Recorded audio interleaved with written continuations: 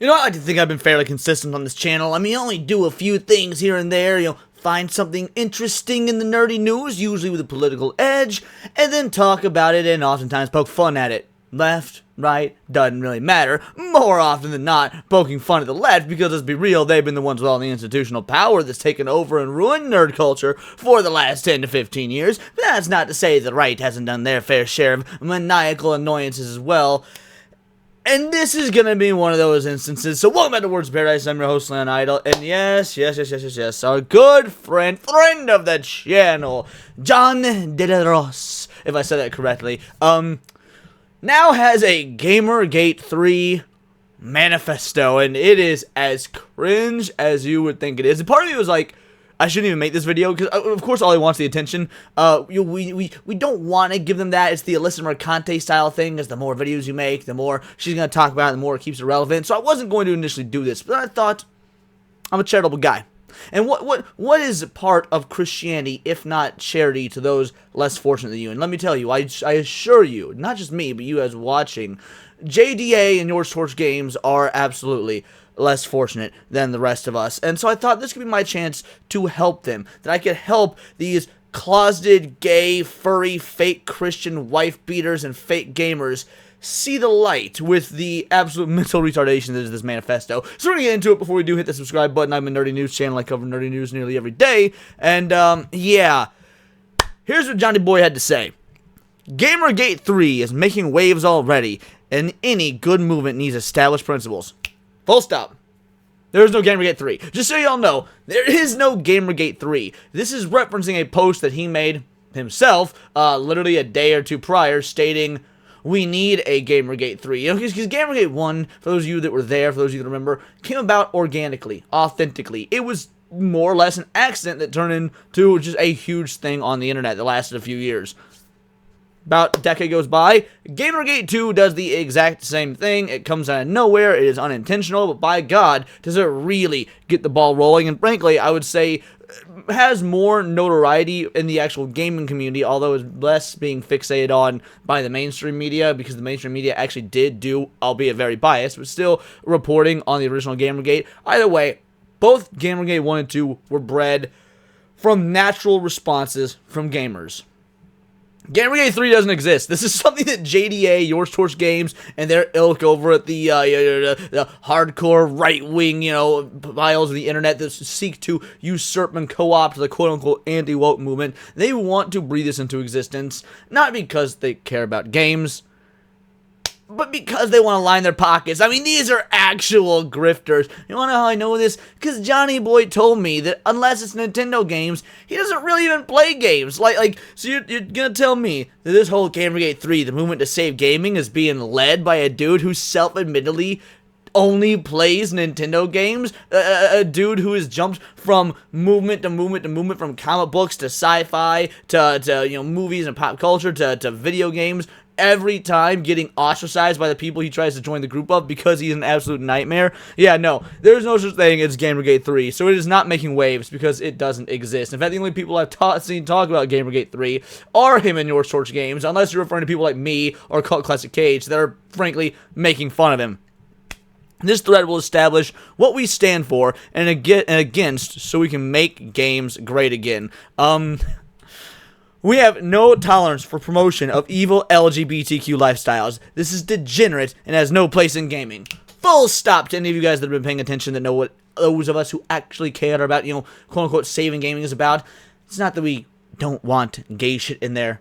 Don't want forced gay shit, don't want propaganda, don't want things that weren't originally gay being made gay by larger external forces for forced diversity, to virtue signal, the whole nine. If you, as a creative, want to do some gay shit in your game, go for it.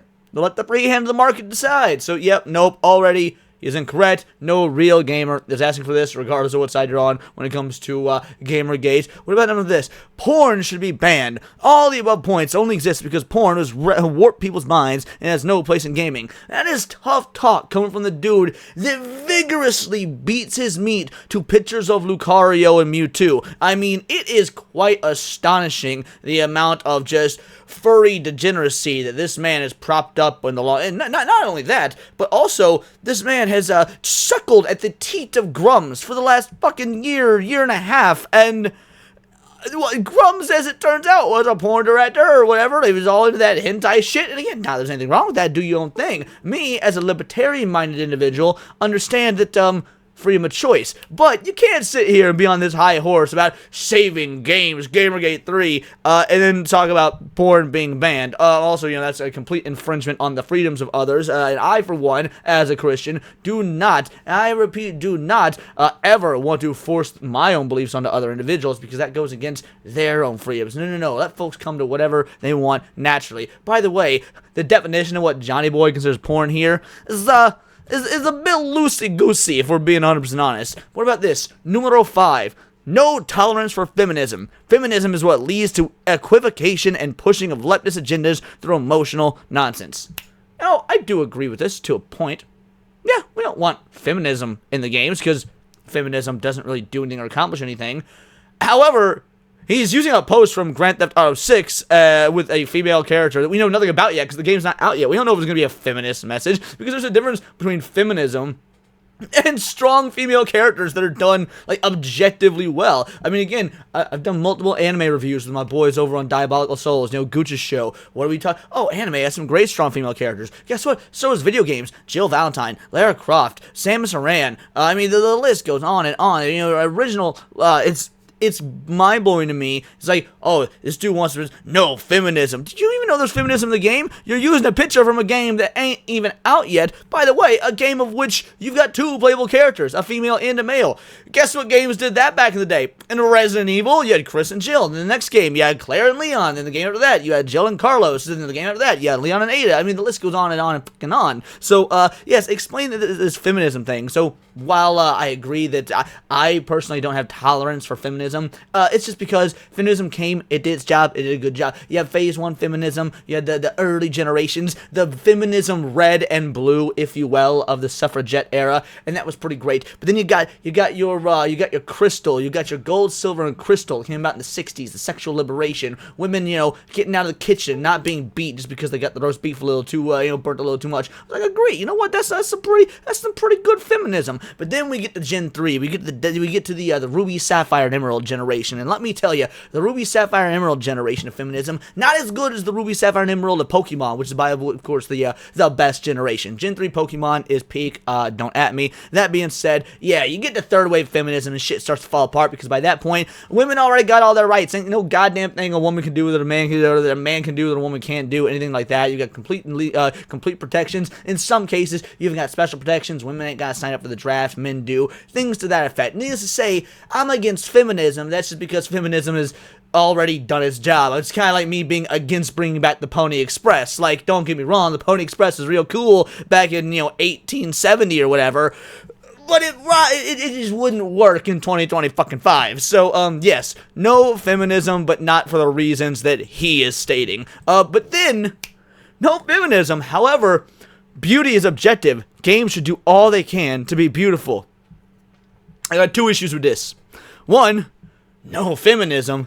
And then for the next one, he literally posted a picture of Samus Aran, arguably the OG strong female character in a video game, and you know good goddamn well that if Metroid came out today, he would be labeling it woke and throwing a bitch fit about it. In fact, I could goddamn guarantee you that when the new Metroid Prime comes out, which is looking awesome, by the way, he's gonna find a reason to call that woke, and, oh, Nintendo went woke, Nintendo ruined Samus. Like, it's gonna be weird. But also, games should do all they can to be beautiful, and he uses a Nintendo image. Now, look, I love Nintendo, I'm a Nintendo fanboy, but, Nintendo ain't exactly known for being, like, the most graphically stunning or beautiful or anything like that. They're fun games first and foremost. So when you say they can do all they can to be beautiful, even Nintendo doesn't do that, and you've already admitted to me on stream before that Nintendo games are the only kind of games that you play. So I get it, you're probably talking about how the women and the characters and all that should be beautiful, and even then no, because what if the creators don't want to make something? Just like how I don't like the left, the authoritarian left, forcing ugly female characters, because the uglification of women in gaming is 100% 100% intentional. We know that is being done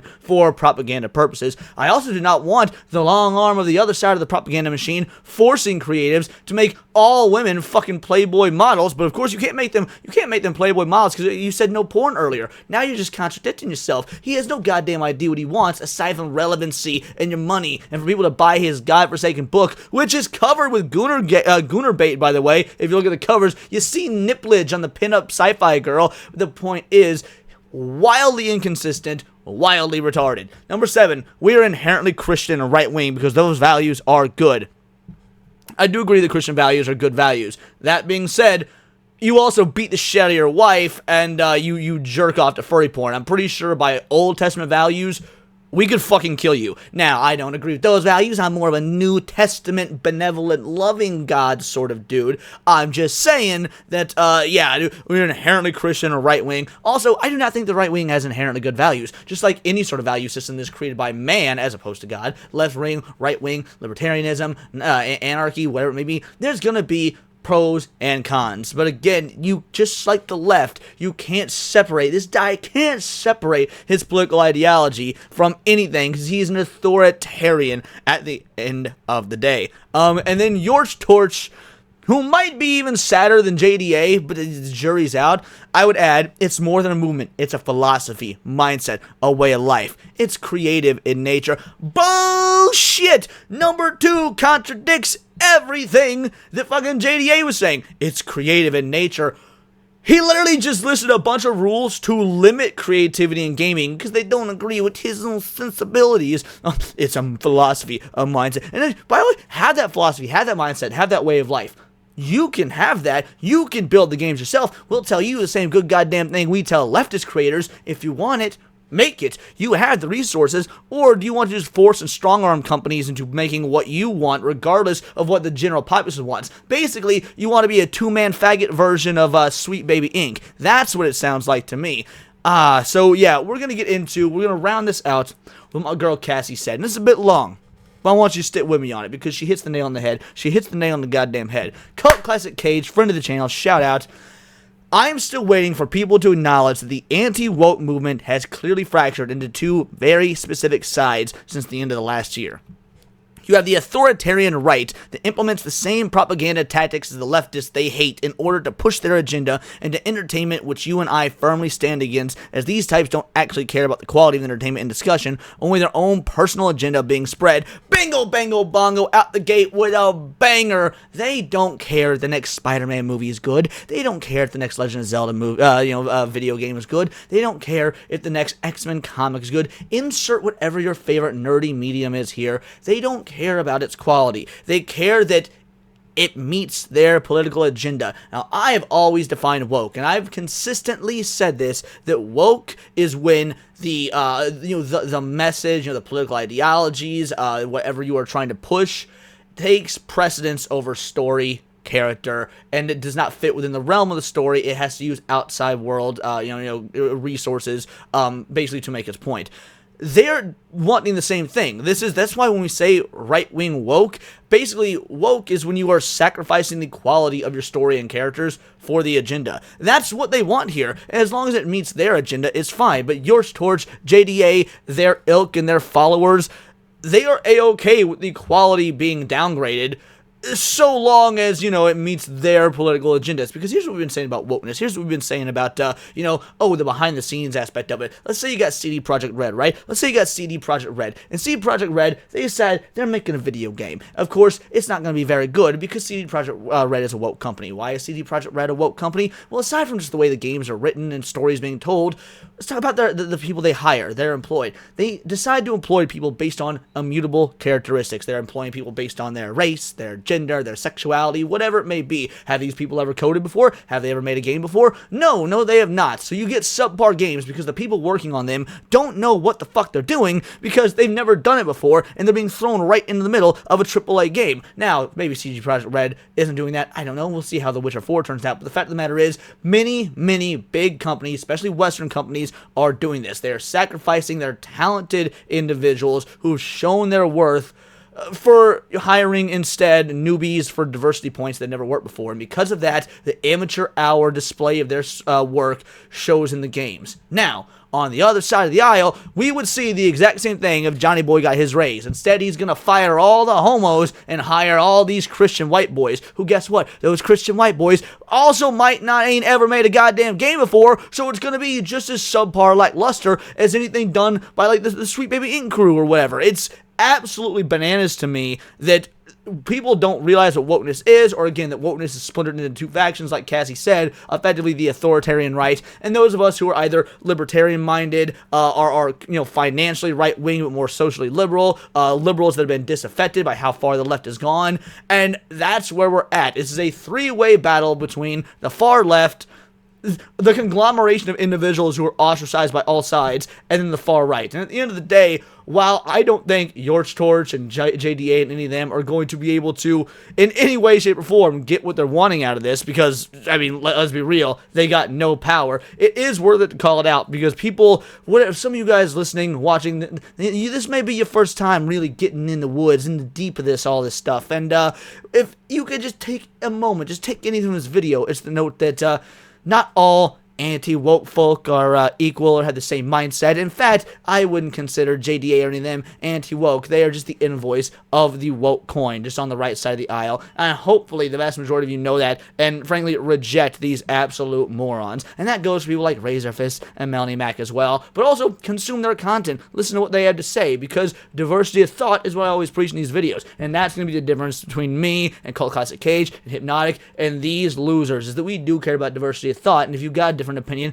come ask with it. We'd love to talk about it. Those are just my thoughts. Let me know yours in the comments down below, or let me know on X, where you can find me at Bolt the Word. And please do subscribe. I'm a nerdy news channel. I cover nerdy news nearly every day. Not always about the gaming industry, but anime, movies, music, Magic the Gathering, you name it. Check me out on Instagram at wordsparadise_Leon and become a member for $4.99 a month. You can join the Discord. Choose the articles we go over on a day-to-day basis. Choose the videos we react to on the Sunday streams. And of course, get involved with over 180 other vital idols. We are a bright, beautiful, glowing, vibrant community that I cannot wait to grow even further, because we do care about diversity. Only one kind of diversity of thought. If that's interesting to you, join the Discord, hit subscribe, and until next time, it is all here in the Nerdosphere. This has been Words of Paradise.